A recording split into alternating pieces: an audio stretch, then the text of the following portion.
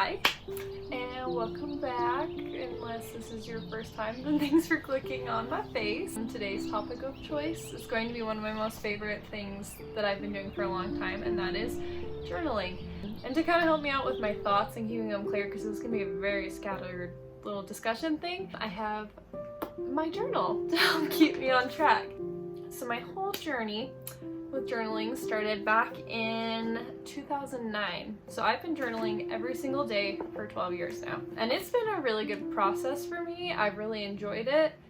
There are days where I am tired and my journal entries are very, very short. And there's other days where they go on for pages and pages, and it's great. So I just kind of wanted to start off with why I started journaling. I went to a church activity at one point, and they were discussing journaling, keeping like a personal record of like your thoughts and feelings that you've had about life, just so you have that in the future. And I thought that was super cool. Me and all my siblings journaled for a while, actually. Most of them did it for several years.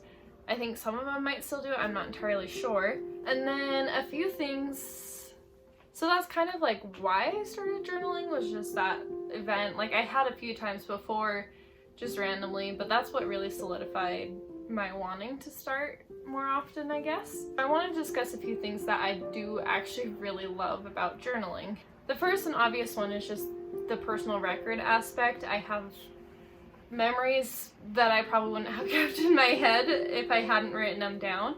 And I used to often just go back through all of them and read my old memories, and it was just always really fun to like look back and see what I was doing back then, the things I was interested in. And I've noticed every single journal has some sort of theme to it, like what the theme of my life was during that journal. Like when I was really young, I loved cats, and so I wrote about my cats that I had and the things that we did. And then there was a journal where I wrote about all my adventures with my friends, journals with the horses, school situations, boys that I liked. And then when I got to college, it got more in depth. It was a really good release for me mentally. It was also at certain times in my life a way to vent. I'm not someone who likes to offend people. I'm a big people pleaser. And so sometimes when you just feel like you need to get something out, just get it off your chest so you can actually think clearly. I found it really helpful back in the day to just write it down, just write what I was feeling, my thoughts towards the person, and then from that I was able to separate out my thoughts of what I was actually thinking and feeling, and then I didn't have to release those immediate emotions on people because I had already dealt with it in my own way, and then I could see the situation more clearly for me. So journaling also incorporates more than just writing. So it was really cool when I started switching from just writing. I would incorporate little doodles, just kind of things that I had. I have all my old movie tickets. I have like the little wristbands to get into like the scary corn mazes, dances, old programs from concerts I used to do. I have some photographs. There's just so many different things that you can incorporate into your journal to make it more personal. It's not just about writing your thoughts, your feelings. Sometimes it's just throwing in fun things that apply into your life at that time. And that was really cool to me, to just look back and see all those old things and events that I had been to and have like an actual physical, not necessarily like proof, but copy of that I had been there.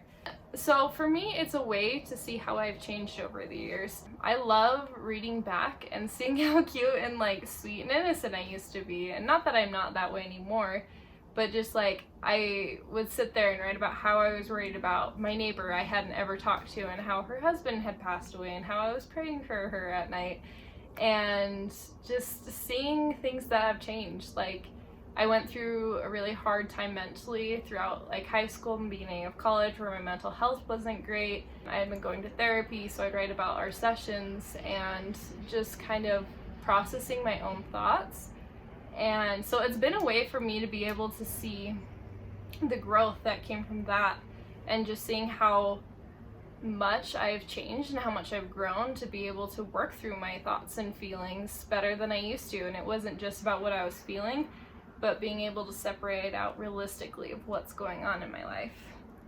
It's also an ongoing project for me. I've found I like having projects and things to do in my free time, and it's one where it's just something that I strictly just enjoy. I don't have to worry about someone reading it because it's a personal thing to me. I don't let anyone read my journals. That kind of defeats the purpose for me personally, but it's just a project. Like, I get to see myself self-growth, and I don't have anyone grading it or judging it, and it's just for me personally to see and enjoy and have.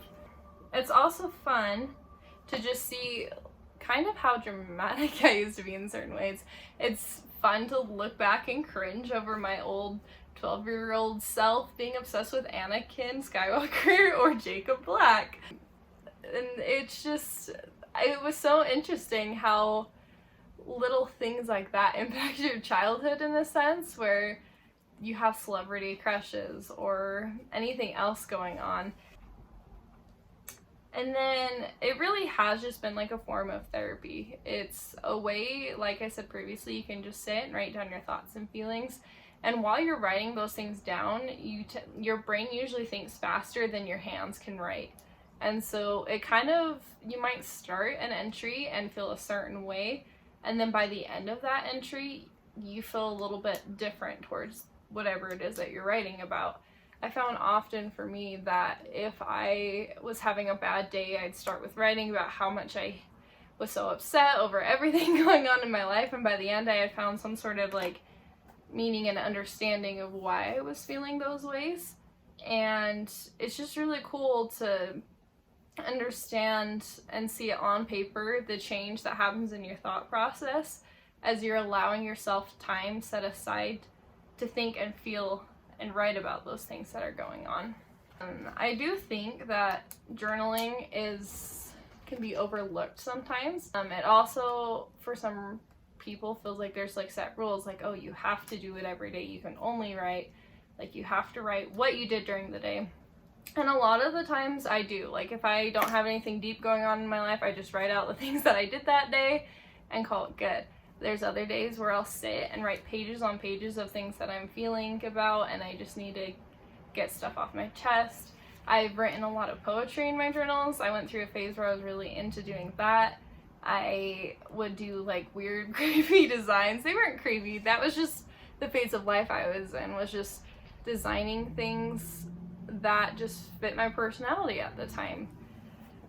And I do think it can be a really beneficial tool for a lot of people to just have self-development. And so I do have some tips that I would give people, but it's not even like, if it's something you don't personally really want to do and try to enjoy, then you're not gonna journal. It's you have to take time out of your day to sit down and get it done. And so some tips I have is specifically setting down the time you need to be able to do it.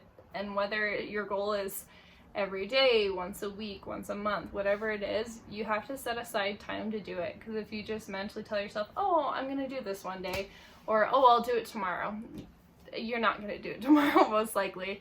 And so something that I think would be really great is setting an alarm on your phone, or just finding time in your schedule where you tend to just sit on your phone is usually a good time. Whether that's like first thing in the morning when you get up before you get out of bed, or if it's your lunch hour at work, or when you get home right before bed. Just kind of finding a time that works for you and making it a mental effort to do it. It doesn't have to be long, just start small. And you're going to have to make it a habit. So you really have to hold yourself to it for the first month or two. I think I read somewhere that it takes approximately 30 days, so about a month, to create a healthy habit. And if it's something you're wanting to do, then you're just gonna have to do it every single day or once a week, whatever it is, and just keep going. Even if you don't feel like it, or you don't feel like you have the time, just put in the 30 seconds it needs and get it done. That way, once it becomes a habit, it becomes that much easier. Just keep going with it. And then my last tip, because there isn't really like a strict set of rules of how to do this, is just to make journaling enjoyable for you. Don't create boundaries about what you can and can't do with a journal. You can take yourself on a walk, sit down at a park, and just start writing. You can sit in your bed and write about your day. You can log whatever you need. I know a lot of people really enjoy bullet journaling. For me, that wasn't something I did. I had tried it. I would keep mood trackers, and it just felt too structured for me. And if that's something you love, then great, bullet journaling might be for you. If you like the freedom of being more creative, then maybe you're gonna draw more in your journal and just have your, like, a log of your doodles and what was going on that day, or just kind of whatever works for you. I know I had given a lesson in a church meeting once about record keeping because I was asked to talk about it because somebody knew that I had done it a lot, and somebody had made a good point in the conversation that you can also do record keeping or journaling through, like, photographs. If you take a lot of photographs, you can print them off, keep them digitally. Journals don't have to be just on paper. That's just how I personally like to keep it. But there's a lot of apps even that you can get on your phone where you can actually put in a photograph that happened during that day and write captions with it and write a page with it. And that seems to be a really good way for people because I think most people have cell phones with cameras now, and it just helps keep a record of what's going on in your life and keep a journal and just remember what's going on. And honestly, journaling just has to be something that you personally enjoy doing. I don't think it's going to be for everyone. It does take quite a bit of work and time, but it's really nice to be able to have that whole collection of everything that you've done in your life. I find a lot of the times when I'm struggling with things, I think back to how I was feeling at certain times, and I can open those pages, read how I was feeling, and back then sometimes I thought I wasn't going to get through those hard times, and then I did, and now those situations don't seem as hard. And then I think about it in 10 years when I'm looking back on those situations, I'll see how I got through it, and it'll just give that extra push to keep moving forward. And journaling's not going to be deep and crazy for everyone. It was, in a sense, for me, just because that's how I coped with a lot of things. But it's just, I think it's fun to look back and see how much you've changed. So yeah, those are just kind of a few quick thoughts of what I have on journaling and just how it's kind of worked for me. If there's ways that things have worked for you guys, feel free to throw it in the comments. Go ahead and just send this video to your friends, whatever you feel like doing. Support's always appreciated. But yeah, that's all I've got for now. But if you have any questions, just let me know. But thanks so much for watching.